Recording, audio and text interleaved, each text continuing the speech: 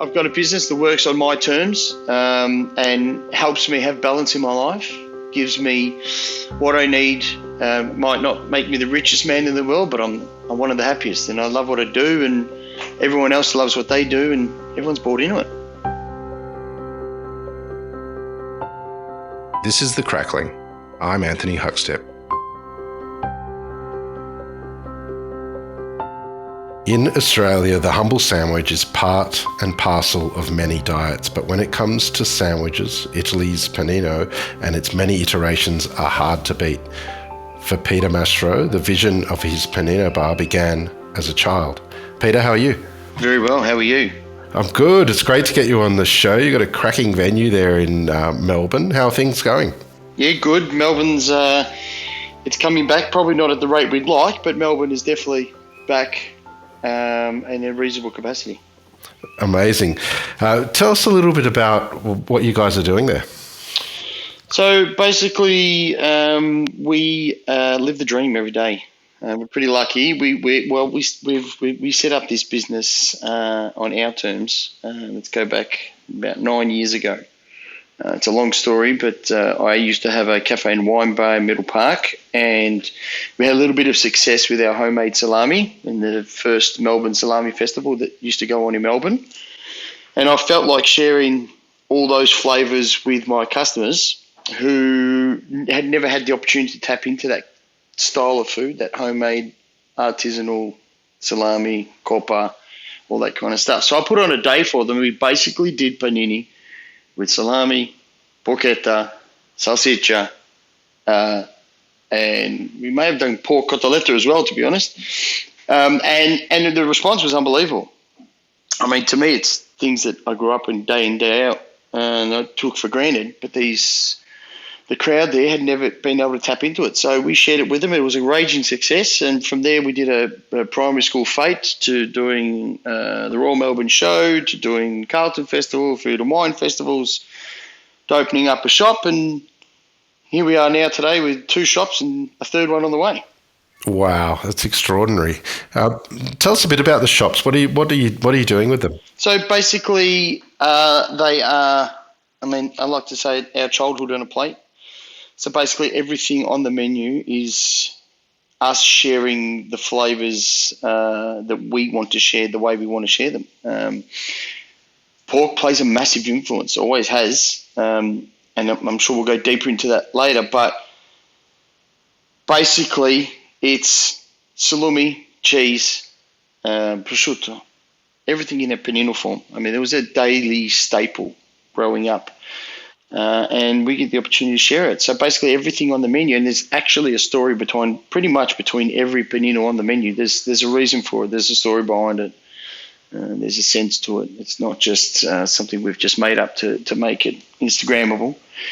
There's a reason for everything we do and the way we do it. And Melbourne has just absolutely latched on. It did have its challenges at the start, and a lot of people couldn't even say mortadella 8 years ago, didn't know what it was. Now it's our mortadella cornetto in the morning is probably one of our biggest sellers. Like, it's unbelievable. So Melbourne's bought into us. They've bought into who we are and what we do, and they're no longer coming in for asking me if I do eggs on toast. They're happy to eat what we give them, and they'll try a pancetta, an egg panino. And it's amazing. It's special. It's a good feeling. Well, I want to explore sort of all the different sorts of small goods that you make, and obviously what you're doing there as well in the venues. But take us back to when you were young. Where did you grow up, and what sort of role did food play for you? Food's a massive part of my life, probably a little bit too much. Grew up in the western suburbs of Melbourne. Always, and it's not an untrue story. Every single day of my schooling life, I had a salami and bread sandwich. It's a fact. I wouldn't steer away from it. I wouldn't have ham. I wouldn't have. My mum used to sneak in some Stratas once in a while, but I grew up eating salami and bread. Italian households. Both my parents, both my sets of grandparents immigrated from Italy. Brought a lot of those traditions with them. Unfortunately, a lot of my grandparents passed away when I was quite young, so I then missed out on a few of the traditions, the homemaking of the salami. I mean, we made the sorghum, we did a lot of stuff, but there was a few gaps in there that I never got to tap into that later as a young adult, call it, 18 to 20, I really wanted to get back into that and I wanted to embrace it because I'd missed out on it. And that's basically where the homemade salami passion took up a notch, and where we just said, okay, I'm too old to not know how to make salami now. Let's work it out. So my best friend at the time, who was my business partner and brother-in-law, Frank, his father used to make homemade salami, and we basically sat him down and said, listen, buddy, we need to learn. Teach us. And he did. And it was just a beautiful experience. And basically who we are today all started with that. But however, obviously improved, we took their approach and they put our flavour on it. They would measure one double handful of meat for one fistful of salt. There was no weighing. There was no measuring. Like, it was so random. But that was the beauty of it. We couldn't believe that this is how they did it. So from there, we really embraced it, and then we took it to the next level and made salami every year, made bigger batches, made pancetta, made copocolo. We measured it, we weighed it, we took notes on how much salt we put, how much fennel we put, to the point where we developed it. Let's roast the fennel. Let's see what that does. It got to a point where we had a product that we, my God, absolutely can't get enough of. Well, take us back to those early years when you first started making salami. Was there a bit of trial and error? Were there some successes and failures you can tell us about? There were some massive failures, absolutely massive failures. The success was basically just understanding the concept and being able to be a part of it. That for us was number one. Quality came later. And as we improved, as we got the balance right of salt, got the balance right of the wine that we put in, the type of wine. But the success was the process. It was that once a year, all the boys in the garage, all generations, from young to old, the banter, and it's funny because just recently it's gone full circle. All the young boys would tease the old boys because they talk about their ailments all day. And now we've found that we're the old guys talking about our sore arms and shoulders, and we've got to see a doctor for this. And that's what we used to do. That was the best part of it. And then from there, you learn these little things along the way that they would leave nothing behind. This whole full circle, use the whole pig thing, is something that we never understood. Use the neck for your copper, use the belly for your pancetta, and they wasted nothing, Huck. They wasted nothing. I'm talking the ear, the tail, the horse, everything else that was left over went into a pot, and they cooked the living life out of it. Sorry for swearing. They kicked the life out of it, added lots of salt, and they made this. They used to call it lardo, and it was just this big pot of salty boiled pork, and they would eat it at the end of the day, and we just couldn't believe it. But this is what they came from. This is what they knew. We don't waste any pig. We don't waste any product. This is, sustainable wasn't a word back then, but it's what they did. So these are the bonuses of doing it in the garage and what we learned. And then obviously there's the failures as well. So the failures were those years that we'd do a big batch and then we'd get some case hardening and then they'd dry too quick and then they'd go moldy inside and we'd have to throw 150, 200 kilos of pork in the bin. They were the hard ones. Very tough. Take us through the process sort of in those days of making sort of one of the small goods and, and what it took to get it right and that sort of, because there's quite a lot of time as well involved. Yes, and pressure because, the guys that hang it, they're the ones that take all the pressure. So we got to a point where we had 9 families, so day one would be cutting up the pork, cleaning it up, and then mincing it and then seasoning it. We'd let it sit for 24 hours, come back the next day, and that would be the night that we would stuff the sausages, tie them up, prick them, store them again, another 24 hours, cover them up. Then the next day again is the day you hang them. So it's a lot of work. And, when you're doing 250, 300 kilos, it's a lot of salamis. My poor dad lost his garage for years. And the smell's intense. So it's quite a process, and just the process of learning from it every year and saying, okay, well, maybe we didn't mix it enough. We should mix it more. Maybe like I said about the fennel, we got a revelation when we decided to start roasting our fennel, brought out heaps more flavour.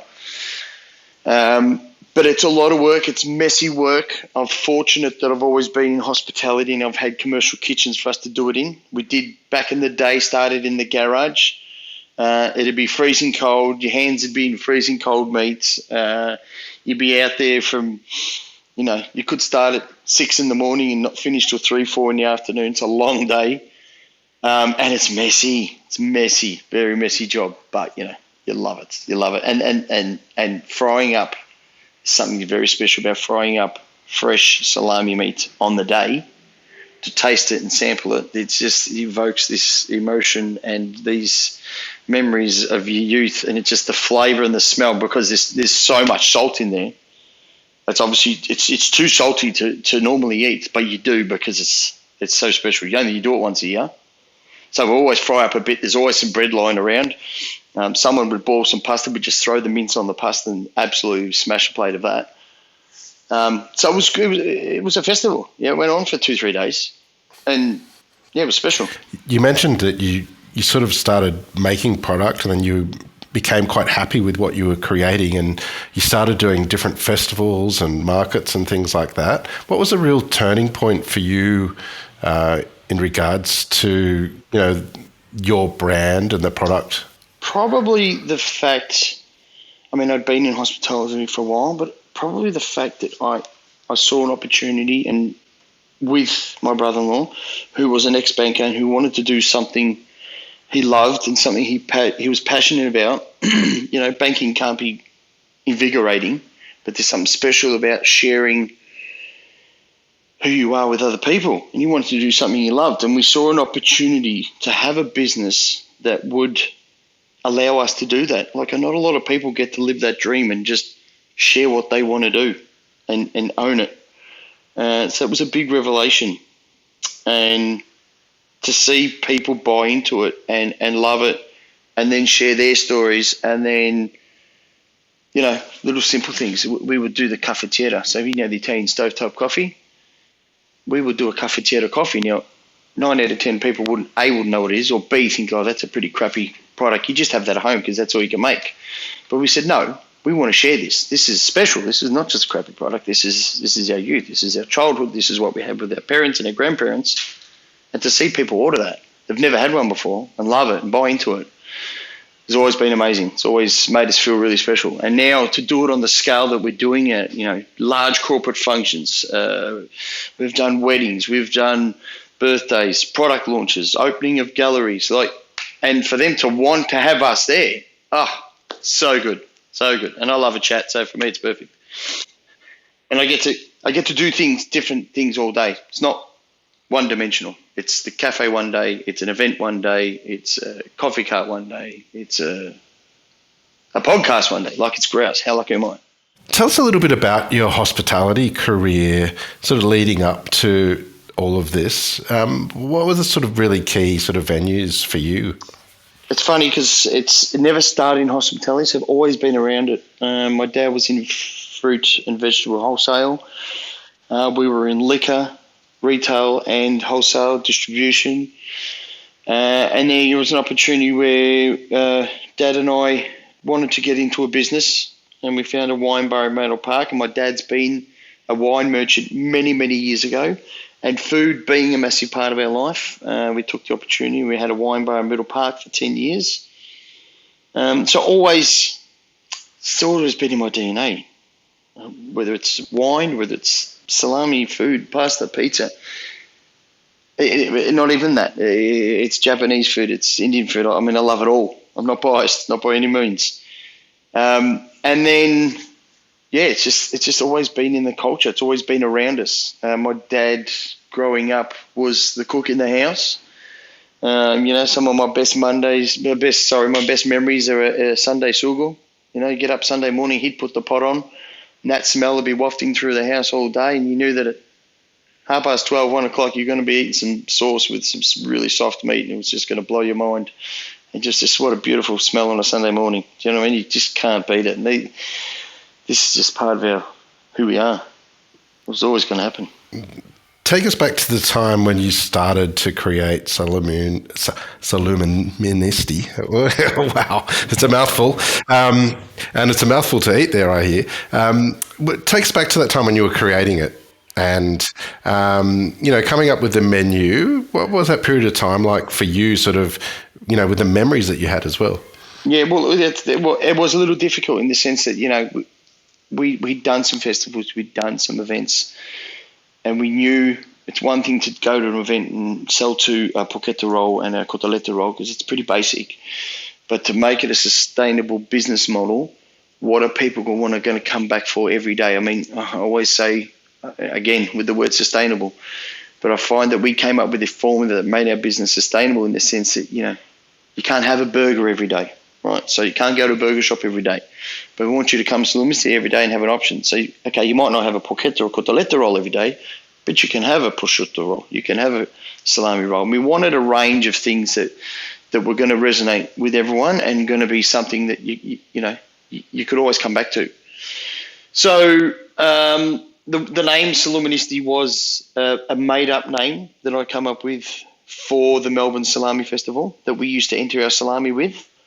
And if you're Italian, you'll know what it means. It's someone who's passionate about all things salumi/salami. Use it in the sense that, if you owned a bath in Italy, they call it an abattisti. So why not Saluministi? I tried it on a few Italians and they understood it and they got it. And I tried it on a few non-Italians and looked at me like I was speaking Swahili, which in a sense we loved because then I say, okay, let's Google it. So the word didn't exist. There was no Google researches. There was no hashtags. There was nothing. Now, the Italians in Italy are hashtagging Saluministi. For a couple of little blokes here in Melbourne, it's become a word that people know and use now. And it's great because it makes you think twice. My mum still can't bloody pronounce it, but that's another story altogether. You have to try a couple of times to pronounce it, but I love it because people give it a go. Resonates in their head. They're still thinking about it. But so yeah, keep going. Get Saluministi. That's great. So we basically sat down and said, okay, what do we love? We love cotoletta. So let's do a cotoletta roll. Porchetta, not specific something we grew up with as much because I didn't have grandparents who cook porchetta, but it was something we loved and something that's so Italian and something we wanted to share and wasn't really getting done well in Melbourne at the time.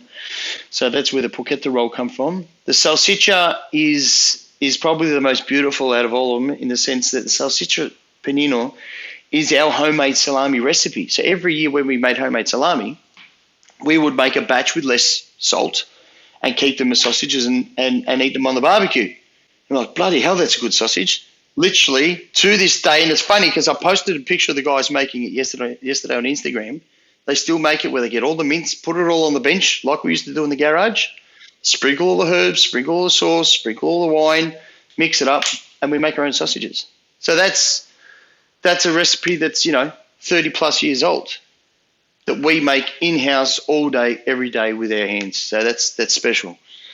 The salami panino that's on the menu today is a salami roll that I used to order every single Tuesday. Tuesday's always been my day off forever and a day, and I used to go to Locke Food Store. I don't know if you remember Locke Food Store. Used to have all the prosciutto on the roof, yeah. So I knew the family there. Every single Tuesday, Peter would go there, have a panino, have a coffee, and that's who I was. So I love that panino so much that I make it and I share it with everybody today, and everybody loves it. So literally a story behind everything. They're the main ones.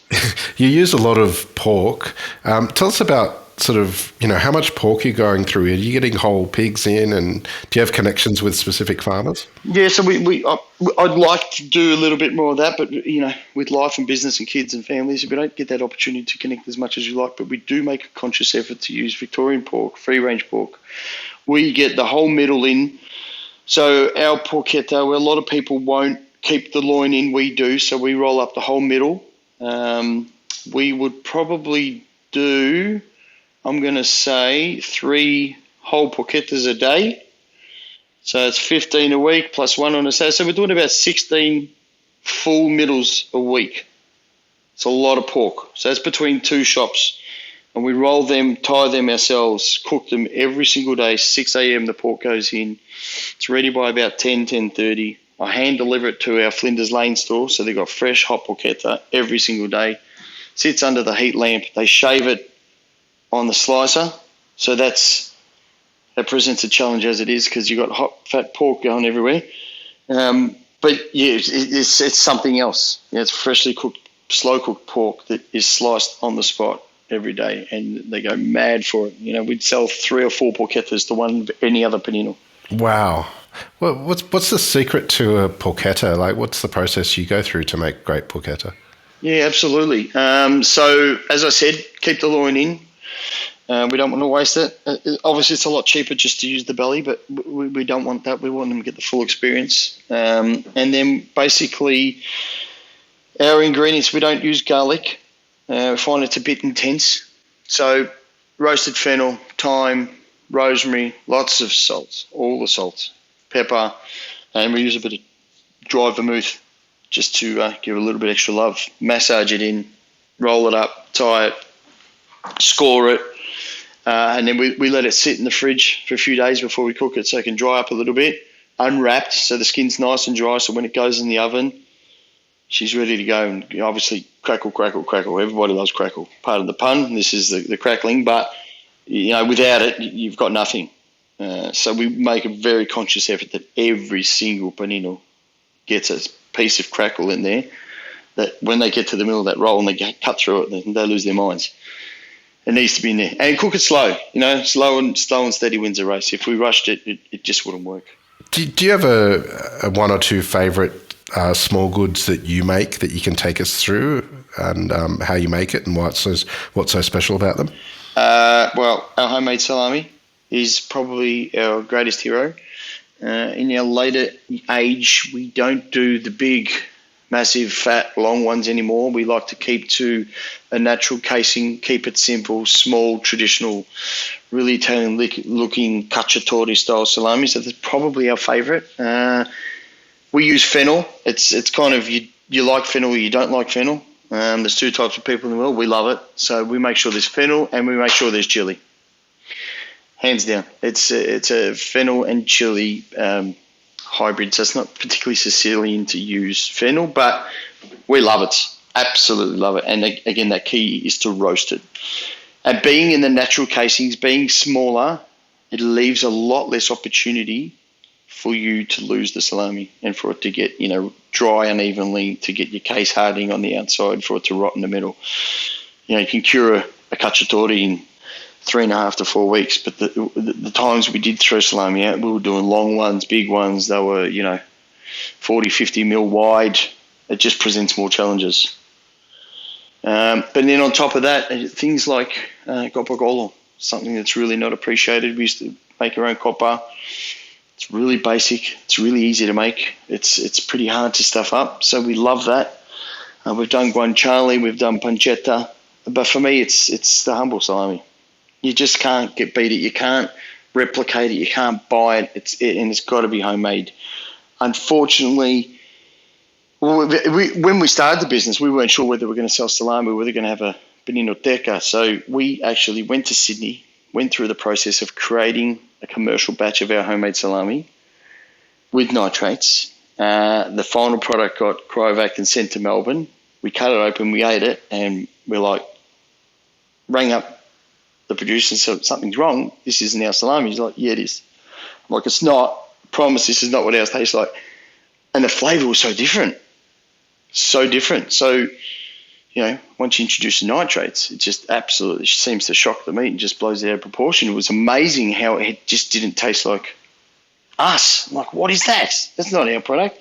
We brought sauce. We brought fennel all the way to New South Wales on the plane to make sure we made the exact one, yeah?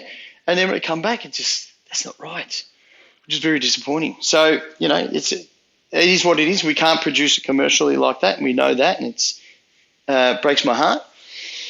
But we still make it so we can eat it and we can still share it. Yeah. I'll do a couple of little tastings, cheeky tastings here and there at the shop. If we've got a function, it's a customer I like, I'll definitely throw some homemade salami and they're like, oh my God, what is that? So that's, for us, it's a no-brainer. Prosciutto, a bit too hard. I don't have the patience for that, unfortunately. But yeah, the whole cuts are good. The whole cuts are easy. So pancetta, guanciale, coppa, those cuts I love to make because they're quite simple in the sense you know you're going to cure it. There's one surface area, you've got to cover it all with salt, make sure you rub it all in, and you've a good chance of not getting listeria and dying. So we understand salami's risky business. So yeah, unfortunately we don't get to share it with our clients as much as we'd like. You mentioned the popularity of mortadella in sort of recent years. What's the secret in making great mortadella? We've done that too. We've tried that. I think the secret is to buy it because it's a lot of bloody work, yeah? It's a lot of work. I think when we did it with raw garlic, and it just absolutely just repeats. It's too strong. It's too intense. But for me, I absolutely love Princi mortadella. I've been eating it forever and a day. There was a cheeky period where there was some mortadella coming in from Italy, and unfortunately that's been pulled. If you get the chance to try some Italian mortadella, get into it. It's very subtle, and I think that's what's more beautiful about it. It needs to be really clean and just not leave that really gelatinous flavour in your mouth. The Italian stuff seemed to be very chill in flavour. The nutmeg and the garlic isn't going to blow your head off. You can still enjoy it. But, slicing mortadella fresh, straight in the mouth, it's the only way to do it. Amazing. You mentioned you've got a couple of stores now, and Saluministi, you'll be opening another one soon. Tell us a little bit about the expansion and what it's like managing so many sites now. Well, we started in North Melbourne, so we had a pop-up for 12 months in Melbourne when that was the space, and we called it like our pilot store. Found our transition, and we got approached to go to Docklands, headhunted to activate a spot in the Docklands, which in all honesty isn't the greatest spot in the world, but we've created our own miracle little place there, and we've got it all to ourselves and we love it. So that's basically our HQ, and we've also got Flinders Lane, which is a little hole in the wall. It's literally about 16 square metres. And the guys there just absolutely bang out hundreds of rolls every day, and they're amazing at it. And we got to a point now where we're very comfortable in ourselves and how we work. We've just renovated one of our spaces in Docklands and built a brand new prep kitchen, which we just literally released this week. So now we've got the space and the capacity to supply the stores, because we do a lot of the work in-house in Docklands and then distribute it to the other stores. Gave us the confidence to say, okay, let's do another one. So we love the city, we love 5 days, we love corporate Melbourne, so we work really well with Lendlease. So we're just about to start the build, which in Melbourne Quarter, which is kind of right between the two stores. So it's kind of this golden mile down Collins Street. One's down deep in the Docklands, one's kind of right near Spencer Street, and the other one's further down towards Queen. I think the key for us and the will to do this now is based on our crew and who we are. Now, everybody remembers COVID. Melbourne CBD is absolutely horrible during COVID, and you can still see that trauma in the streets today. I suppose we had to change our mindset in COVID, and we said to ourselves, okay, look, we're not going to make money here. The suburbs are doing really well. We looked to go to the suburbs, and we thought, no, let's just stay here, own who we are. And unfortunately, we had fortunately, we had a lot of students and a lot of internationals working for us. And if we had to close the doors, they'd have no income, nowhere to live. Half of them would have to go home. So we said, okay, we're not making money. What are we going to do? We're just going to stay open, keep the doors open. How are we going to make ourselves useful? All right, let's go back to basics. Let's understand who we are, how we want to live, how we want to work, what are our values, what's our mission statement. We pulled out our old business plan, looked at what our vision was, and really said to ourselves, okay, if we're not going to make money, I'm going to bloody enjoy coming to work. What's it going to take to make this the ultimate workplace? We want a workplace where every single person that works here every day wakes up and wants to go to work. That's it. That's the basic.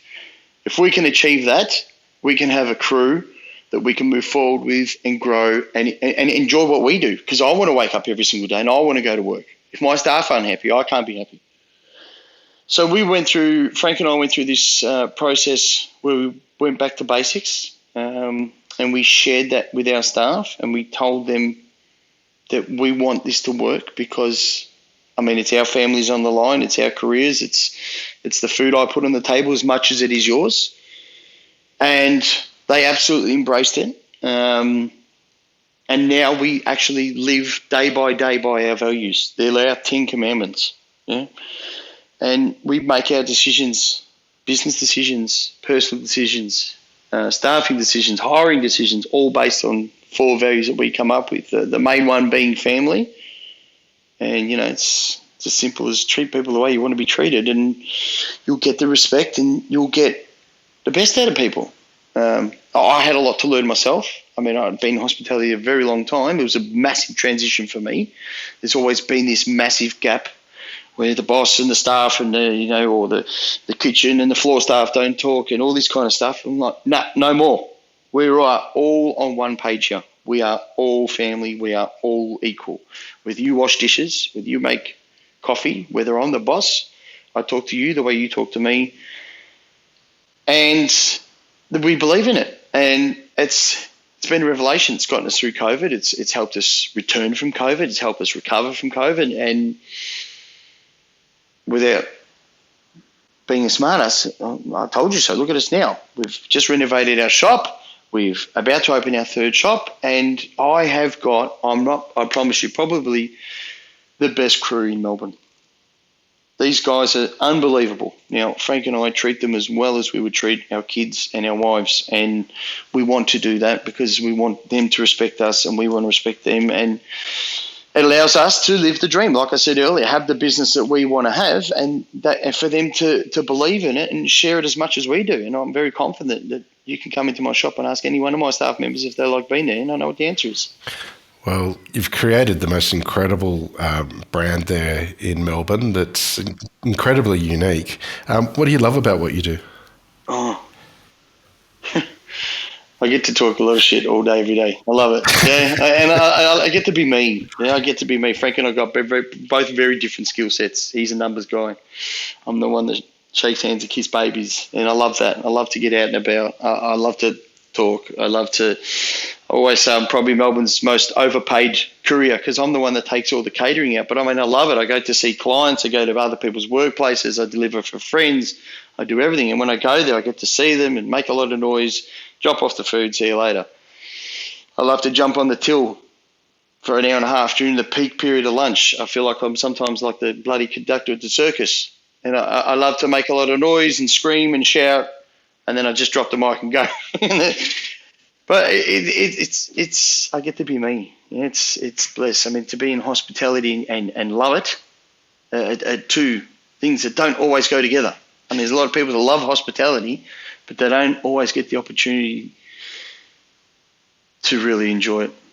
Do you know what I mean? So I love that I can do that, and I love that I can come home and switch off and go into dad mode and family mode, and I get the best of every world. And I love that we're closed on Sundays because that's just a rule. We could be open. We should be open on Sundays, but we just made a lifestyle choice. Said, no, we close the shop on Sundays. Everybody's home. All the staff, all the family, everybody's together on a Sunday. Yeah, so I love that I've got a business that works on my terms and helps me have balance in my life, gives me what I need.